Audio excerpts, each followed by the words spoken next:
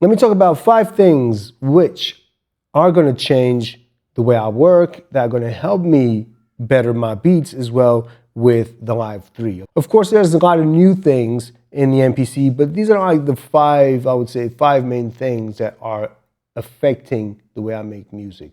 Is it going to go for the better or for the worse? I don't know, but they're definitely going to affect the way I make music. Before we do go ahead, people are asking me, how's the MPC Live 3 outside? In the sun, it sucks, all right? You can't really see much. In the shade is okay-ish, all right? But you can work with it outside as long as you have a nice shade. Now, another question people ask me about the Akai Force, can you load these projects into the Live 3? And yes, I've been doing that, and these are projects that have been created in the Akai Force when I had it years and years ago. So I brought back these folders, these files, and started loading them into the Live 3. So let's jump into these things, these 5 things that are going to change the way I make music in the MPC. One of the things I love about these pads is that I can put a filter on one of the corners. I'm always layering samples together, and I always have to open a filter or go into the program, change the filters. Right now I have it on a corner.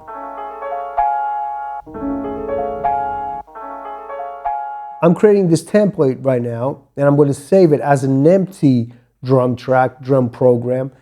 And on the left side of the pad is a sample that has no filter. On the right side, you got that high pass filter. Let's say I want samples to layer over this. I can just go into my browser right there.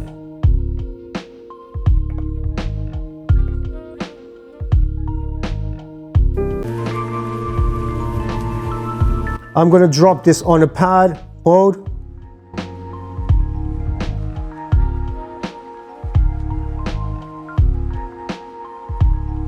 And it's right there. See how fast that was? Even for you just to have a feel for the thing and having it right there, once you load it into a pad, have a high pass ready for you. For me, that's huge. I might not mean anything to anyone, but I'm just kind of expressing my thoughts on this. Let me go here into the matrix real quick.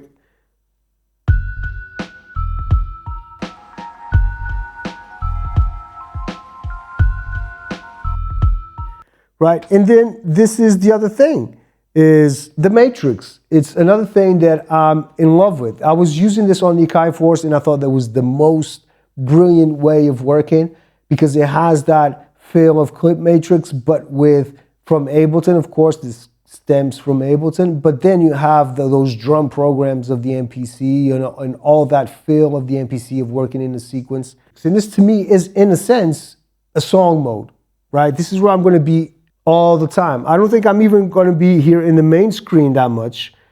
I think I'm just going to be sitting around this screen, actually this screen right here. This is my song mode. This will be my main screen from now on. So in 3.6, this is going to change the way I work. And it's been a roller coaster ever since 3.0 came out because we lost the ability to change programs. We even had that thing of not being able to mute per sequence. And, I made a video about that and I was disappointed, whatever, blah, blah, blah.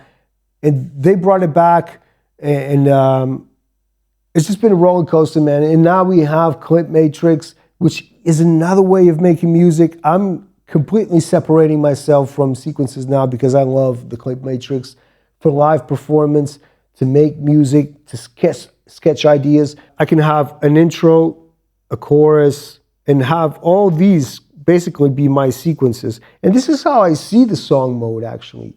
And then the ability to put ideas on the step sequencer, which is another thing that's, of course, going to change the way I work, the step sequencer, because it's just so fast for you to work. Right? Just testing ideas real quick, putting them down.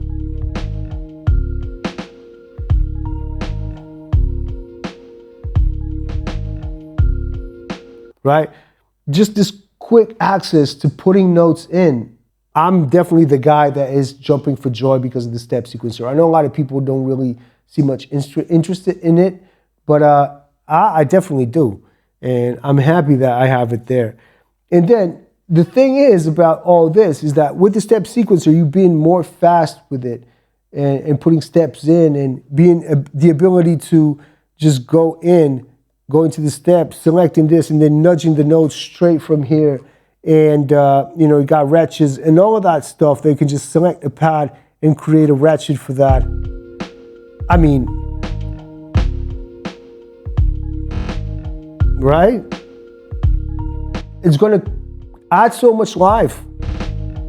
It's going to add so much more life to your beats. It's nuts, man, honestly. Right? And that quickness of, you don't have to go into the grid. You got a step sequencer right there. I wish we could have more modifiers, to be honest.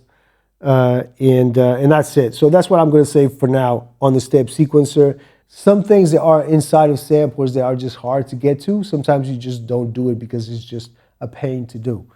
And I think the step sequencer is going to prove that in my music because it's very much hands-on, is right there. It's going to make me super quick to add things. And add things like this. This is another thing that I'm going to be working with a lot in the MPC, which is the expression of the articulations. So let's go here. Let's load up a sample, right? So I'm going to go load. Let me get here into my drums. All right, that one. Let's just put that one on the pad. And now with the articulations, you want to change it up on the fourth bar, or when you're going from one section to another, you want to add something to it, and you have to sample or use that same drum break or whatever it is. I'm going to go into the effects or turn the articulations on. Drag diddle, what is that?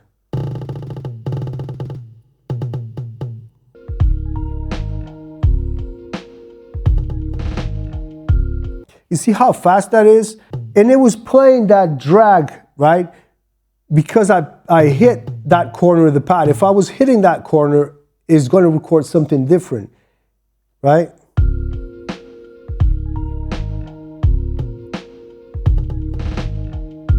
And it's just the quick access to it. You don't have to be creating it before for you to create something like this. I don't think I would even try it. I wouldn't even try it. But now it's just easy to create these percussion articulations, right? So let's say let's go into this. Got the pitched rolls. These are nice. Right?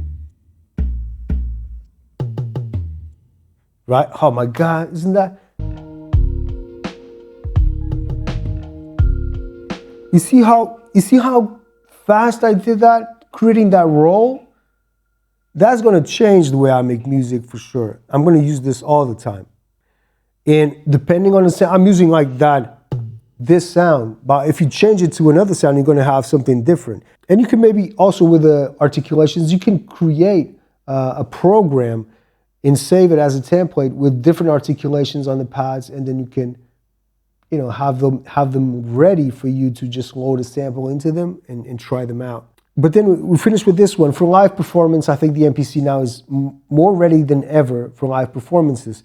And I love this thing about the clip matrix. I'm going to dive deep into the clip matrix on another video. But for now, just what I think is going to change the way I make music as a live performer. Some of these things you can do on a 3.6, like the clip matrix, it's in there. But the articulations, I don't think they're in there. Step sequencer, of course, is not in there. And the filters in the corners of the pad, they're not in there, of course, because you don't have the expression pads. Honestly, this is a hell of an MPC. Anyway, man, give me some questions down below. If there's something that you want to know about this MPC, let me know. And all right, I'll see you again. Bye-bye. Peace.